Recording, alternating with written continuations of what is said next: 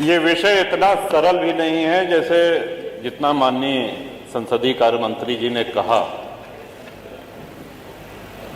ये विधेयक छोटा हो सकता है लेकिन इसके परिणाम, इसके दुष्परिणाम बहुत गंभीर होंगे और इतने दिनों के विधानसभा के कार्यकाल में जब भी विधेयक आते हैं तो सत्ता पक्ष एकमत होता है और विपक्ष उसके विरोध में होता है। मैं सिद्धार्थनाथ जी और हर्ष जी को भी आभार व्यक्त, इन्होंने सही तस्वीर रखी है, ये अपनी पार्टी के हित के विषय में सोच रहे हैं। पहली बात जो एक ये कहा गया कि साहब ये स्वतंत्रता सेनानियों की भूमि है, एकाध अपवाद हो सकता है। जो स्वतंत्रता सेनानी थे जिन्होंने अपने प्राणों को आहूत किया, बलिदान दिया, वो इतने बड़े लैंडलॉर्ड, इतने बड़े पूंजीपति नहीं थे कि महानगरों में उनकी बड़ी बड़ी जमीनें हों।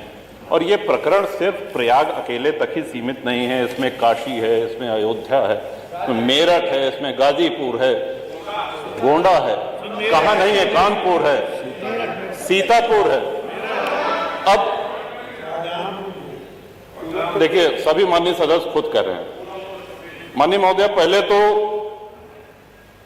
बोनाफाइड एक शब्द जो इसमें कहा कि जिसने लीज की किसी भी शर्त का उल्लंघन न किया हो, उनको छांट करके ये उनको चॉइस दी गई कि आप चाहें तो ये किस्त जमा करके और अपना फ्री होल्ड करा लीजिए।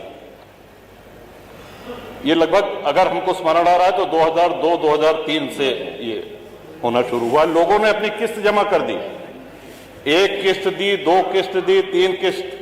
अब उसके बाद सरकार ने कहा कि हम अब आपकी किस्त नहीं लेंगे।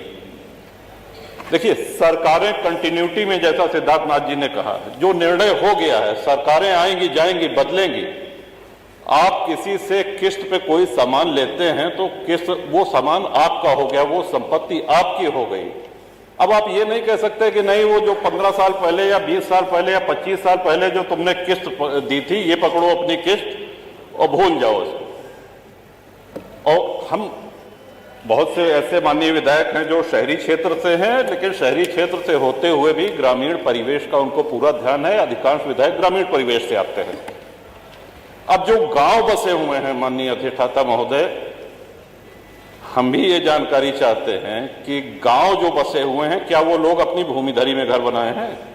इस सिद्धांत के तहत तो उनको भी बेदखल कर देना चाहिए। फिर जो आबादी में है, जो ग्राम समाज में है, गांव के गांव बसे हैं, गांव में अपनी भूमिधरी में किसने घर बनाया है? सब कच्चे में गांव। तो कौन सा विकास कर रहे हैं? लोग सड़कों पे आ जाएंगे। और जब उस समय अंग्रेजों के बंगले, अगर प्रयाग की ही बात की जाए तो सिविल लाइन में भारतीयों को घर लेना निषिद्ध था, मना था। वहां सिर्फ अंग्रेज रह सकते थे। अपनी सेवा के लिए उन्होंने गाड़ीवान, कोचवान, बग्घी चलाने वाले, धोबी, माली, खानसामा, इन लोगों को वहां पे स्थापित किया, जो पुष्ट दर पुष्ट वहां पे चले आ रहे हैं। सागर पेशा एक बहुत बड़ा आंदोलन है प्रयागराज का। एक बहुत बड़ी संख्या में आप हजारों लाखों लोगों को बेघर कर देंगे। 3200 प्रार्थना पत्र लंबित हैं। 2300 लोग ऐसे हैं जिन्होंने अपनी किस्त जमा कर दी है। और हमारी जानकारी तो ये भी है कि हाईकोर्ट इलाहाबाद भी नजूल की भूमि पे है। कई सारे जजेस के घर, हमारी जानकारी, तो उसको भी खाली करा दिया जाएगा। Public service commission, public service का कितनी ये गंभीर, कौन सा विकास इसमें करेंगे? लाखों लोग बेघर हो जाएंगे।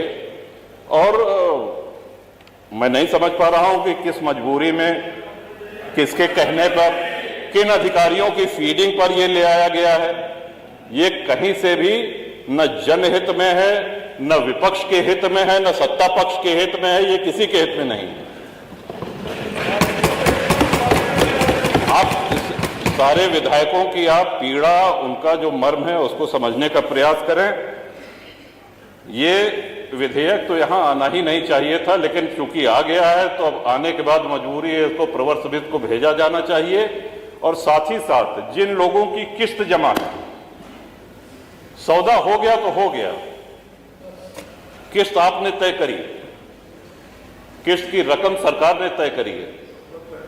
अब जब 2 किस्त 3 किस्त दे दिया, अब आप कह रहे हैं कि नहीं हम नहीं लेंगे, तो ये नहीं होगा, होना नहीं चाहिए, न्याय संगत नहीं है।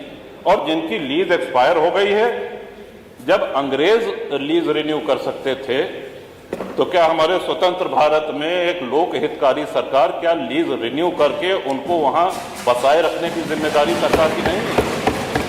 सबको बेघर करके भगा देंगे? कौन सा विकास हो रहा है? उनके पुनर्वास के लिए, उनको पुनर्बसाने के लिए कोई इसमें उल्लेख नहीं। गोलमोल भाषा में कहा गया है कि यदि सरकार करना चाहे तो करे।